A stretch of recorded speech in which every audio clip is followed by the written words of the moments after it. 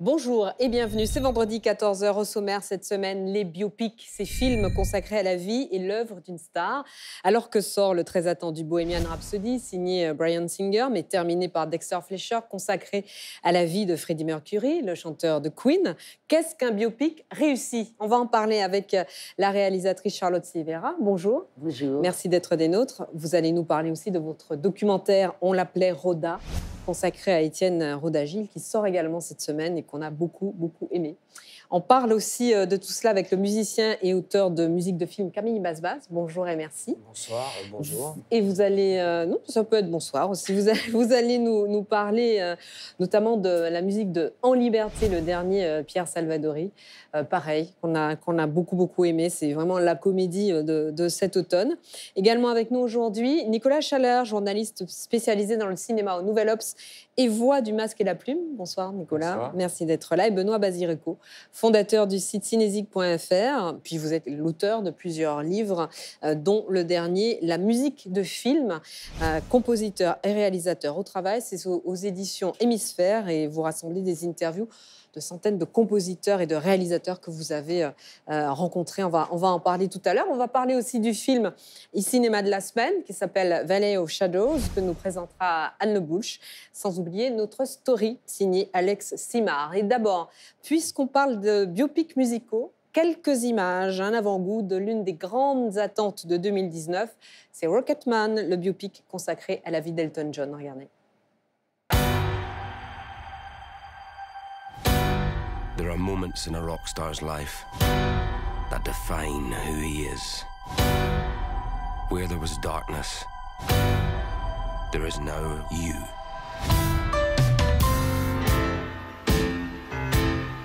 And it's going to be a wild ride.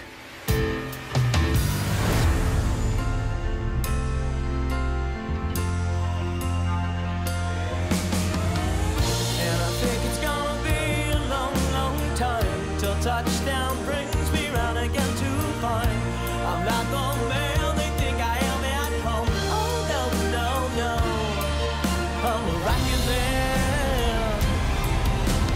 Rocket man, I'm burning out his future here alone. Ce biopic voulu par Elton John lui-même sera-t-il d'une facture aussi classique que Bohemian Rhapsody, dont on va parler dans un instant? On posera la question à nos invités, mais d'abord, on fait un point sur la recette biopic avec Anne Le Bouch. Après les super-héros, le réalisateur new-yorkais Bryan Singer s'attaque avec son dernier film à un autre genre hollywoodien de prédilection, le biopic musical.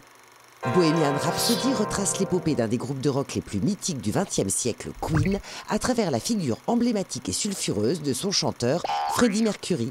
Un film qui s'inscrit dans la tradition des biopics classiques, dites à l'américaine, des œuvres centrées sur la description biographique d'un personnage ayant existé, à la vie trépidante et au destin d'exception, souvent de manière chronologique, voire hagiographique.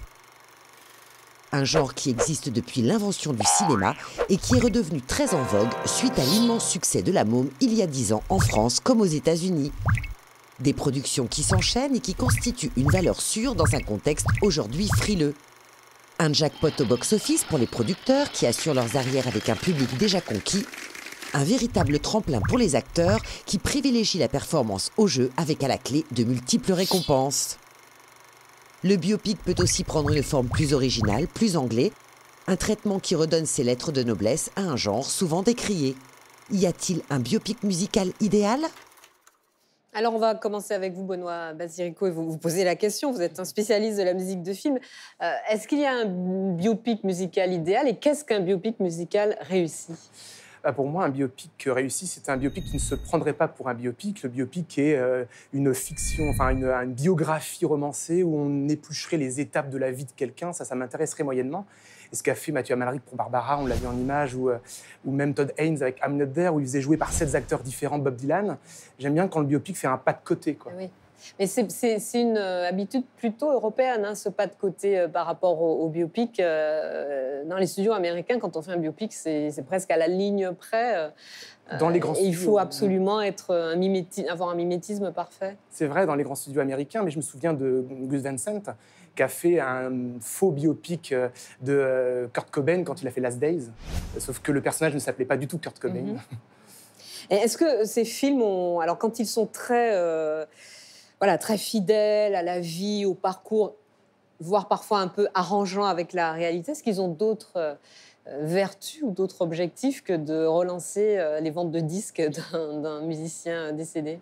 Pour Ou tout pas d'ailleurs, mélomane, parce qu'on a vu Elton John tout à l'heure. le plaisir pour tout mélomane, en tout cas, moi, quand je vois un biopic, c'est j'adore écouter les chansons. Et là, pour Bohemian Rhapsody, on va en parler, c'est vrai que c'est le cas. Et dans Barbara, on entendait Barbara. Donc ça, le premier contrat, on va dire, est rempli à chaque fois, j'imagine.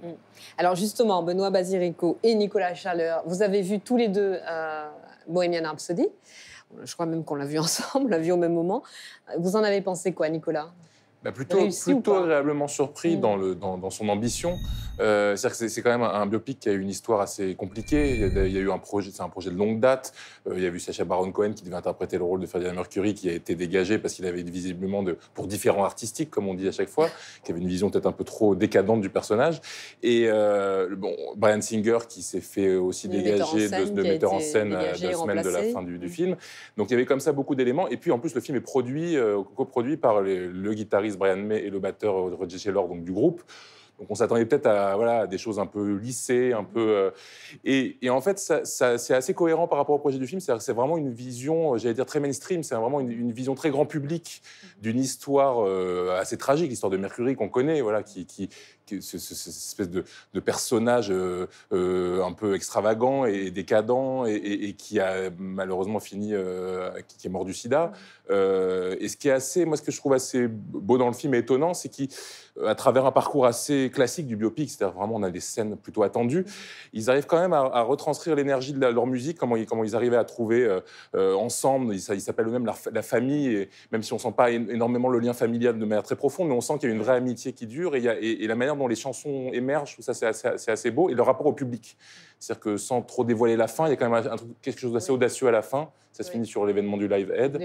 Et là, ils arrivent à... C'est vraiment un moment important dans la carrière du groupe. Et ça permet au film de devenir presque un feel-good movie sur un destin quand même assez tragique.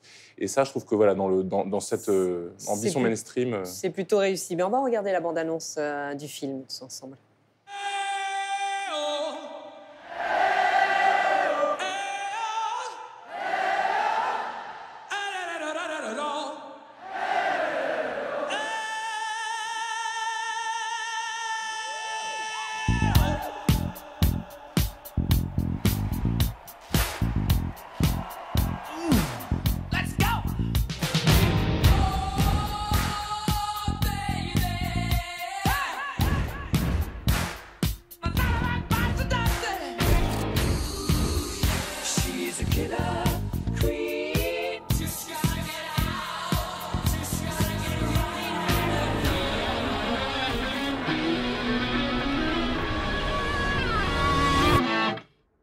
So now what?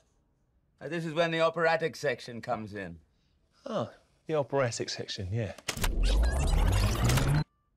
Mamma mia, mamma mia, mamma mia, let me go. Beelzebub has a devil put aside for me, for me, for me. It goes on forever, 6 bloody minutes. I pity your wife if you think 6 minutes is forever.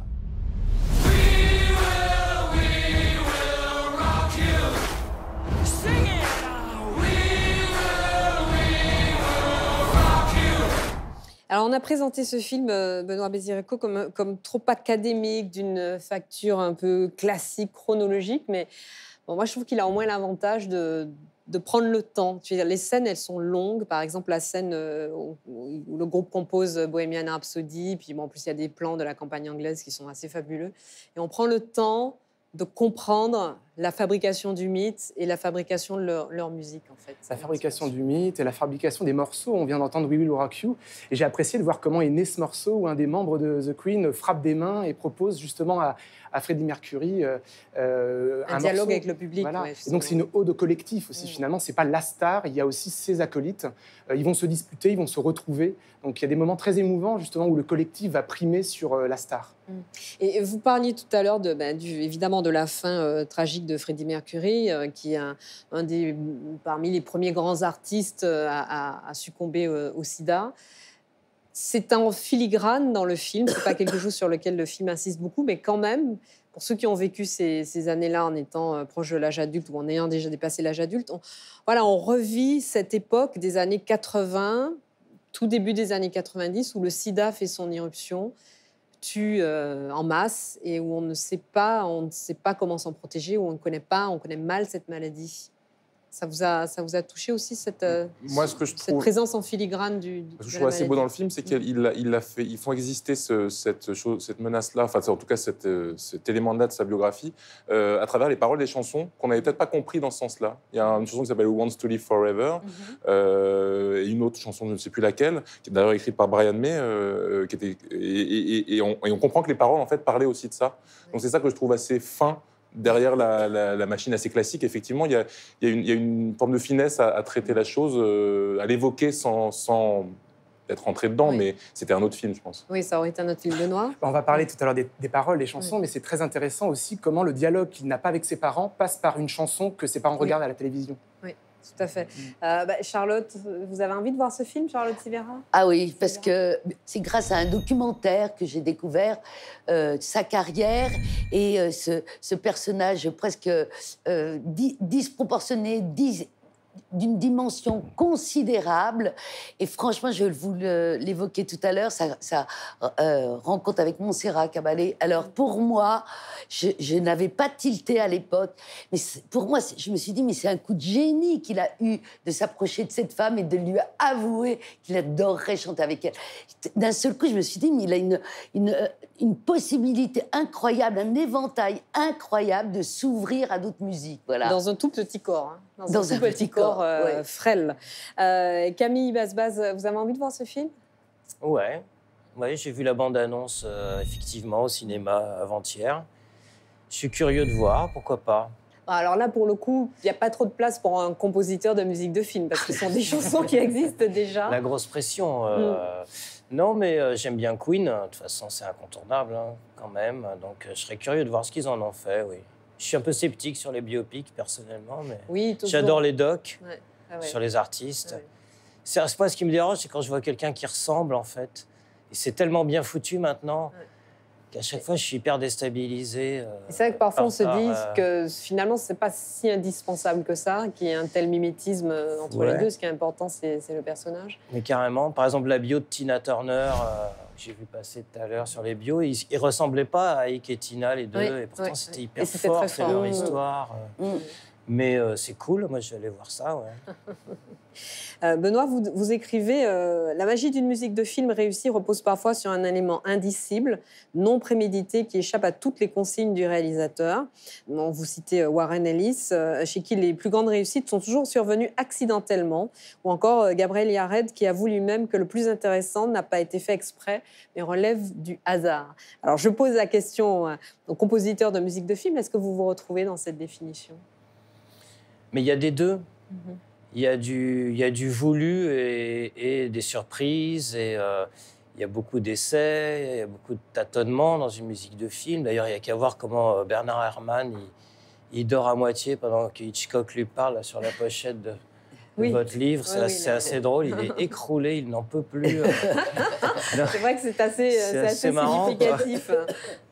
Oui, donc des fois, il y a des hasards,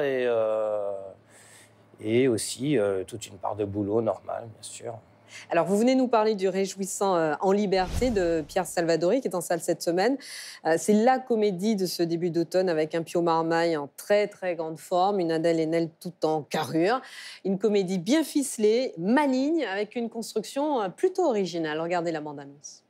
Vous êtes qui? Le comptable de la bijouterie Masséna. Votre diamant brut, c'est moi qui l'ai refilé à Jean. Oh putain! Jean, c'était un époux. Pendant 8 ans, j'ai vécu avec un sale type, un sale mec, un minable. Tu sais quoi le pire? Il a mis un innocent en prison.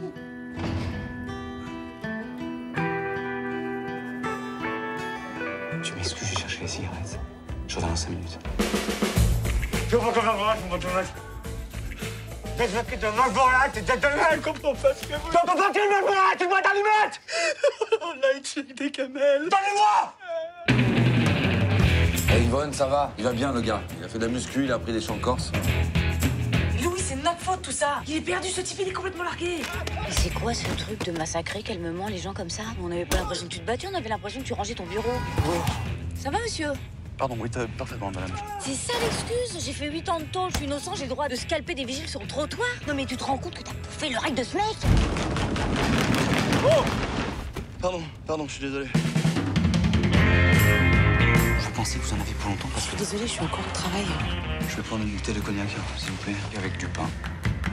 Je vais vous demander de régler, quitter l'établissement. Je m'attendais à un peu plus de souplesse. Mais oui, non, enfin, il est un peu tard, pardonnez-moi, mais... Vous voulez pas laisser les cuisines ouvertes? Vous vous foutez de moi, là? 2 heures de retard, vous foutez le feu à la ville.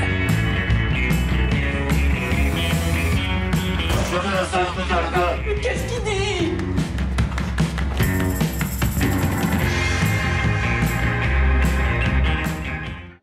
Alors, c'est la 5e fois, Camille, que vous écrivez la musique d'un film de Pierre Salvadori. Ouais. Vous êtes inséparables désormais?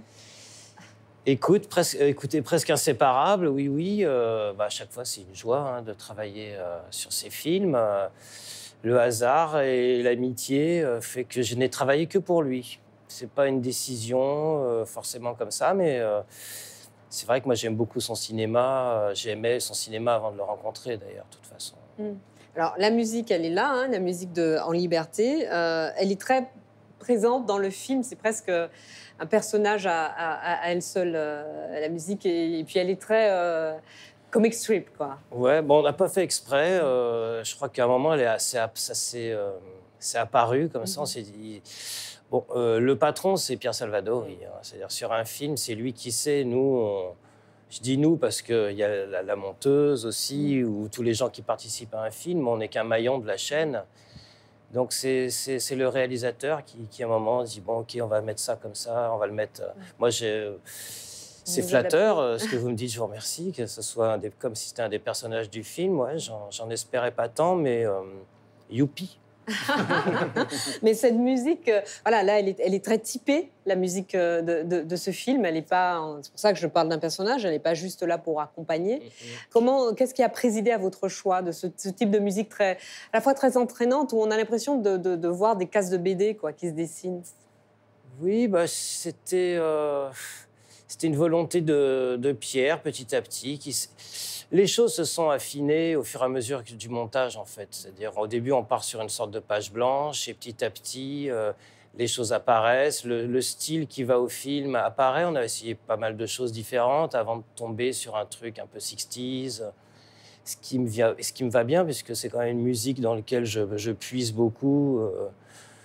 Et puis, c'est pas fini, d'ailleurs, que je puise là-dedans, mais on avait essayé des trucs électro, des trucs indus, des trucs plus d'ambiance, comme dans les films de maintenant. Et un soir, j'ai déboulé avec un machin 60s, et il a dit « Ah ouais, ça va être cool, on va essayer ça. » Alors, il y a aussi cet album qui sort au mois de mars de l'année prochaine, voilà, Manu Militari. Ouais. Vous nous en dites quelques mots? Je viens de le recevoir, je n'ai pas pu l'écouter. Oui, on est en train de le finir, en fait. Ça, c'est les 4 premiers titres. Que vous dire? C'est toujours des sortes de chansons d'amour, puisqu'il n'y a que ça qui m'intéresse dans ce monde. Vous n'êtes pas le seul. Hein. Ouais. On va le voir avec Étienne Rondagil. L'amour, c'est quand même la grande affaire. Je pense que l'amour, c'est le nerf de la guerre. Voilà, ça fait une bonne phrase, mais c'est ce que je pense, quelque part. Et voilà, mais c'est un album assez joyeux. Ok, mais on va l'écouter. On quitte la fiction du biopic pour aller vers la réalité du portrait avec vous, Charlotte. Le portrait, le récit par lui-même, en fait, de la vie d'un être lumineux, drôle, cultivé, très cultivé, qui depuis au moins 2 générations nous trotte dans la tête. Cet homme singulier, c'est Étienne Rondagil, auteur de près de 750 chansons, dont beaucoup vous sont familières, et ça, quel que soit votre âge. On regarde la bande-annonce. J'ai écrit pratiquement 747 chansons, je ne sais plus. Elles sont toutes enregistrées, j'ai pas de fond de tiroir. Étienne, il a écrit des chansons pour les plus grands chanteurs français. Évidemment, on pense tout de suite à Julien Clerc, parce que sa carrière a commencé avec Étienne. Rodin, c'était une vision, même dans le malheur, c'était une vision triomphante de l'amour. C'est-à-dire que son chanteur, son usine, comme il m'appelait, ne pouvait pas être quelqu'un qui souffrait. C'est celui qui a écrit le texte Joe le Taxi qui a changé ma vie.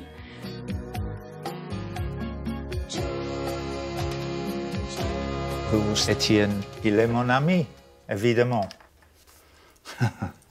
Il est mort. I miss him every day. Si tu n'as pas très bien compris ce qui est écrit, c'est que l'auteur de cette chanson, qui s'appelle Étienne Roda-Gil, est un auteur très spécial. On écoute encore ça dans les boîtes à la mode.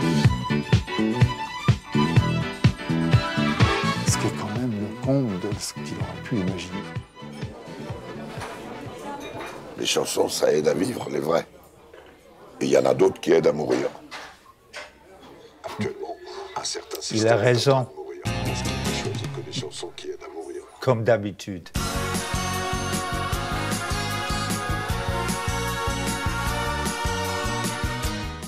Alors Charlotte Silvera, on l'appelait Roda, Étienne Roda-Gil, on le connaissait grand compositeur de chansons, on l'a vu, il a écrit pour presque tous. Hein. Là, on n'a pas vu Johnny Hallyday, je crois, mais il était aussi évidemment de la partie. Mais dans votre film, en tout cas moi, je le découvre puissamment poète.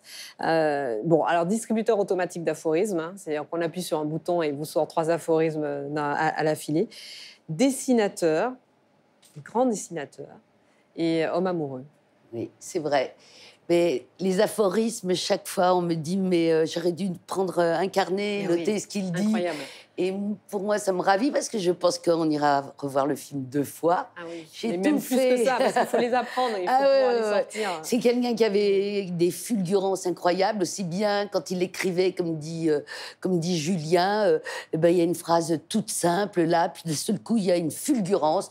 On ne sait pas d'où ça vient, on ne sait pas d'où ça tombe. J'ai eu la chance de le fréquenter presque 5 ans. On se voyait tout le temps, partager tout, la peinture, la politique. C'était des discussions à bâton rompu, comme j'essaye de le montrer, puisque nous avons fait à peu près 21 heures d'entretien tous les deux.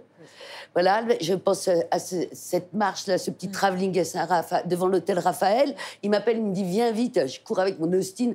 Voilà, je vais là. Alors, j'étais avec ma caméra, comme ça. Parfois, c'était avec des petites V4. Parfois, c'était avec la HD. Mais c'était très compliqué parce qu'on était à sa disposition pour filmer, pour l'entendre surtout. Et vous dites, il m'a poussé à bout plusieurs fois. Et je l'ai fait hurler après moi plus de fois encore. Ah oui, c'est vrai. C'est-à-dire que, comment dire, il voulait faire ce portrait, comme il le dit lui-même, pour laisser une trace de son passage sur Terre et pour ses enfants et ses petits-enfants. Et d'ailleurs, je lance en ce moment une demande aux jeunes artistes pour savoir, à leurs yeux, quel est l'héritage d'Étienne Roda-Gil, qui a écrit des paroles, puisque là, on vient d'être endeuillé de la mort de Charles Aznavour, qui était comme Roda, fils d'immigrés, comme Roda a décidé d'écrire en français. Mais autant Charles Aznavour, que je vénère, il a fait une apparition dans un clip que j'ai réalisé, Les Affranchis, d'Alexis Sachka, encore un très grand auteur. Eh bien, autant Charles Aznavour, c'est réaliste, vous êtes dans une situation commune à chacun de nous et d'amour. Aznavour, c'est le ventre de Paris. Exactement. Ouais. Autant Roda, on est parti ailleurs, on ne sait pas d'où ça lui vient. Vanessa dit dans un inédit qu'on va mettre sur Facebook, elle dit certaines personnes disent qu'elles ne comprennent pas, mais c'est comme la peinture, on n'a pas besoin constamment de tout comprendre pour être emporté. Cet homme était pris par la mer, les oiseaux, les femmes, l'amour et les enfants. Alors l'amour est partout. Il est amoureux d'une femme. Voilà, sa femme, qui a été sa femme pendant 35 ans, mais l'amour irrigue tout son être, sa peinture, ses chansons, ses réflexions. L'amour, bien sûr, Julien Clerc, Vanessa, bien sûr, Mort Schumann, Le Lac Majeur, tout ça. C'est dans notre cœur. Mais au fond de ça, quand Julien Clerc chante « La Belle est arrivée aux Victoires de la musique », qui lui a été décerné à Roda-Gil, il explique lui-même dans le film « La Belle est arrivée ». Pour chacun de nous, c'est la femme. Mais en fait, quand on pense à Roda-Gil, il fait comme ça. On peut se douter qu'il parle de la Révolution. Alors, il a l'amour tout court, l'amour du pays, l'amour de la République, l'amour de la ville de Paris. Le moment où il parle de Paris, il passe devant la Tour Eiffel, il dit « Ah, voilà la dame en porte-jartel ». Exactement, exactement. Camille, est-ce que vous avez connu Étienne Roda-Gil? Non, pas personnellement, mais je connais son travail, bien sûr. J'aime beaucoup plein de chansons. Alors, si je vous dis Roda, quelle chanson vous vient à l'esprit en premier? Ce n'est rien de Julien Clerc. Julien Clerc. Ouais, j'aime beaucoup cette chanson. Magnifique. Julien Clerc qui dit d'ailleurs comment Roda-Gil finalement parlait de 68 avant 68. Hein. Absolument. Comment il a toujours anticipé sur les événements. Nicolas, Benoît, une chanson de Roda-Gil qui vous vient à l'esprit? Oh là, tout de suite, là. Bon, il y a Alexandrie, Alexandra, déjà, par exemple. Ouais, non, Non, tout de suite, j'en ai pas, mais ce qui m'a plu dans le film, c'est de voir Jean-Claude Petit, qui est un compositeur de film aussi, c'est lui qui a eu le César pour Cyrano de Bergerac, et il dit les compositeurs ne savent entendre, mais ne savent pas lire les textes. Et Roda-Gil lui a appris à lire les textes, c'est intéressant. Nicolas, j'ai choisi pour vous Joe le Taxi. Je suis sûre que ça, c'est c'est une chanson qui vous a marqué. Oui, parce que j'avais rencontré par le hasard de mes papiers, j'avais rencontré l'inspiration de Joe le Taxi, qui est une taxi parisienne, et c'est marrant parce qu'elle est longtemps restée mystérieuse, et j'avais écrit un article, j'avais d'ailleurs contacté Charlotte à ce propos, et ça prouve aussi comment Roda-Gil était sensible aux rencontres de la vie, et comme ça, une anonyme qui l'a raccompagné en taxi en sortant de boîte de nuit, il s'en est inspiré pour écrire une de ses chansons les plus célèbres. Et qui a mis Ima Sumac. Merci à tous les quatre. Restez avec nous. C'est le moment du film de la semaine sur icinema.com. On en parle aujourd'hui, exceptionnellement, avec Anne Le Boulch. Le film est norvégien. Il s'appelle Valley of Shadows. On en regarde la bande-annonce.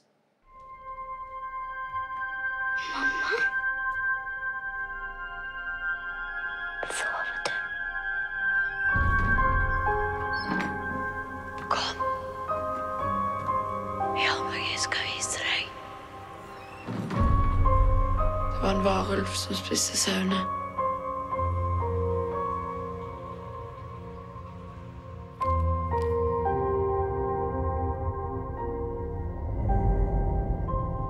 Du og marerittene dine.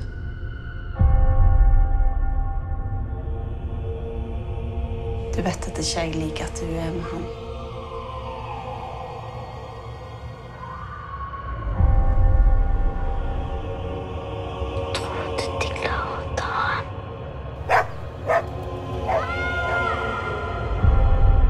Du har så mange tanker. Sovne sammen. Det blir snart fullmåne igjen. Ta dere og gå inn i skogen.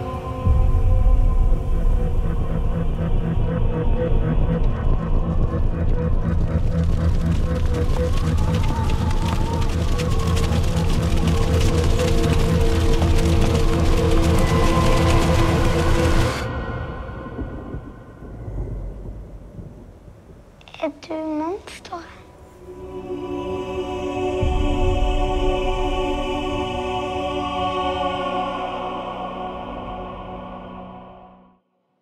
Mais vous n'êtes pas un monstre, Anne. Alors, bonjour. Parlez-nous de ce film Valley of Shadows. Alors, Valley of Shadows, Valley of Shadows, c'est un premier long métrage d'un jeune réalisateur norvégien qui s'appelle Jonas Matzo Gulbrandsen. Et on peut dire déjà que c'est un grand premier film. Il a d'ailleurs été très bien accueilli à Toronto l'année dernière. Valley of Shadows n'est pas un biopic musical sous forme de fiction ou de documentaire, mais si on doit l'inscrire aujourd'hui dans notre thématique du jour, c'est grâce à sa musique. Une musique particulièrement soignée et signée d'un des grands compositeurs contemporains, un Polonais. Benoît, vous voyez de qui je parle? Zbigniew Pressner. Zbigniew Pressner. Vous ne voulez pas le prononcer. Exactement. Zbigniew Pressner, exactement. Qui a déjà reçu 2 Césars en France. Donc le premier, c'était pour 3 couleurs rouges de Kieslowski, puisque c'est son compositeur attitré. Et le second pour Elisa de Jean Becker. En 96, et à l'époque, il avait même partagé son prix avec Serge Gainsbourg, à titre posthume, Elisa étant le titre phare du film et une chanson de Serge Gainsbourg. La musique est très présente dans ce film. Pourquoi? Parce que les dialogues sont quasi inexistants. Et Pressner a composé en fait un thème pour chaque personnage et aussi pour la forêt, qui est un personnage à part entière. Alors, de quoi s'agit-il? Eh bien, sous ces airs de fable gothique, on peut dire que Valley of Shadows est un film donc sur l'enfance et la fin de l'innocence. C'est l'histoire d'un petit garçon qui s'appelle Aslak, qui a 6 ans et qui vit seul avec sa mère dans un village reculé de Norvège, coincé entre la mer et la montagne. Il est le témoin involontaire d'une tragédie familiale dont sa mère tente de le préserver. Et au même moment, un soir de pleine lune, il assiste à une scène macabre où il découvre dans la forêt avoisinante 3 moutons à moitié dévorés par des loups. Et du coup, Aslak décide à ce moment-là de s'aventurer dans cette forêt menaçante pour essayer de comprendre. Il aimerait voir ce qu'on lui cache, il veut comprendre et en finir avec ses peurs de petit garçon. Et débute alors un magnifique voyage à la fois beau et terrifiant, puisqu'au fur et à mesure de son avancée, eh bien, cette inquiétante forêt va se transformer et refléter tous ses tourments, ses cauchemars, ses rêves, sans que nous, spectateurs, ne sachions jamais si c'est donc du fantasme ou de la réalité. Et en fait, en le suivant, ce jeune garçon, on revit nous-mêmes nos tourments de jeunesse et tout ce chemin de croix qui est le passage à la maturité. Mais sauf que nous, on rentre pas dans la forêt tout seul le soir. Hein, on est des gens normaux. On va pas dans la forêt alors qu'on a peur le soir comme ça dans le brouillard. Et donc voilà. Donc bon, la question de ce film, c'est pas de savoir s'il y a un loup dans la forêt ou pas. C'est vraiment de savoir ce que ce voyage va lui apporter sur lui-même et sur son rapport au monde. Le petit garçon, il est incarné par un jeune comédien formidable. C'est son premier rôle, Adam Ekeli, et déjà une présence magistrale, une beauté à couper le souffle. Parce que ce film, c'est aussi un choc visuel. En fait, comme la majorité du récit passe par les images, le réalisateur a beaucoup misé sur l'esthétisme en travaillant avec quelqu'un qu'il connaît bien, c'est son frère en fait, Marius Matzo Gulbrandsen. Ils ont tout tourné en 35 mm dans des régions sauvages magnifiques à la lumière naturelle, et donc chaque plan est un tableau. Voilà, je vous encourage à voir ce film, à suivre ce duo. Et pour l'anecdote, le film a été coécrit par un Français, donc il s'appelle Clément Tuffreau. Il a tout pour plaire, ce film. Vous l'avez vu, Benoît? Je l'ai vu, ouais, je le recommande, c'est très beau. Voilà, c'est le film cinéma.com de la semaine à voir sur notre plateforme. On termine avec mes coups de cœur parmi les sorties cinéma de la semaine. Alors ne ratez pas Le choc Sophia Antipolis de Virgile Vernier, filmé comme un documentaire. C'est une chronique de la vie ordinaire en banlieue, mais la banlieue de quoi? Entre mer, montagne et soleil, en banlieue du monde, de ceux qui vont bien et pour qui rien n'est compliqué. Une chronique, un polar, une enquête des êtres qui se battent pour trouver sens et lien à leur existence, de fausses pistes en rebondissement. L'autre film que je vous recommande, c'est le film qui a fait l'événement au Festival de Deauville, où il a été primé, et au Festival de Berlin, où il s'est vu décerner rien moins que l'Ours d'Or et le prix du meilleur premier film. C'est Touch Me Not, signé Adina Pintelli, des corps qui se frôlent, qui s'observent, qui s'apprivoisent, qui se rejettent. Moment de grâce, de grande violence ou de proximité. Un acte autoritaire de création indéfinissable. Regardez. Il n'y a pas d'histoire en tête. Hein. Invente une histoire, tu t'en fous. She be talking money, looking bougie down the ride. She wants stacks, stacks pouring down from the sky. I got the antidote, I got the antidote. I be in the keys, 100 racks on a boat. I just caught the wave, now I'm surfing. Haters trying to kill the vibe, it isn't working. Ce que je veux vous montrer, c'est ces choses qu'on ne voit pas.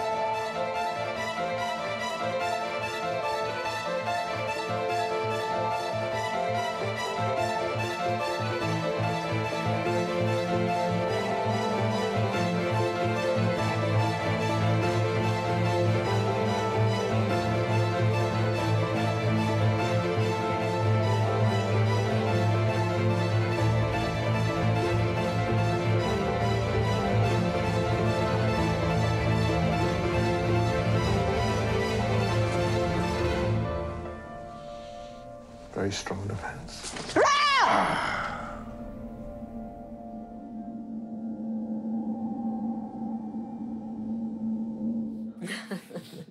Voilà, bon, on n'ose plus trop la ramener là sur le plateau. Hein. L'actualité cinéma de la semaine, les rendez-vous à ne pas manquer. Alex Simard, c'est tout de tout cela et il nous le raconte à sa façon dans la story de la semaine. Ce festival et cette édition va marquer peut-être des enfants à vie. Ils s'en rappelleront peut-être dans 20 ans, dans 30 ans. Donc pour moi, c'est un rôle très important d'être ambassadeur. Mais en même temps, c'est une belle émotion. L'idée de créer un jury d'enfants, ça valorise eux leur sens critique. En fait, je trouve que ça rend les enfants plus responsables. Le public d'enfance, c'est acquis tout double, hein, c'est-à-dire que ils intellectualisent pas forcément leurs émotions, donc j'espère qu'ils auront le même type de sensation que moi quand j'étais enfant et que je voyais un grand spectacle et que j'étais émerveillé en fait. J'ai un petit qui va avoir 5 ans et j'attends le moment où je vais pouvoir lui faire découvrir des films que moi-même j'ai découverts étant enfant ou adolescent. Là, je sais qu'il passe L'étrange Noël de Monsieur Jack, je rêve de lui faire découvrir, donc je sais que dans un an je reviendrai en tout cas, mais avec lui en tant que spectateur.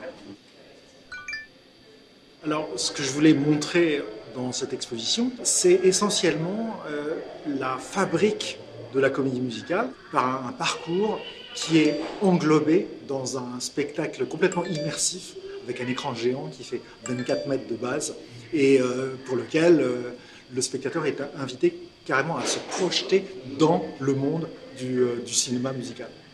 En plus, il y a de la présence plusieurs fois par semaine d'un véritable claquettiste qui s'appelle Fabien Ruiz, qui apprend aux visiteurs à faire quelques pas de claquettes et puis une petite chorégraphie.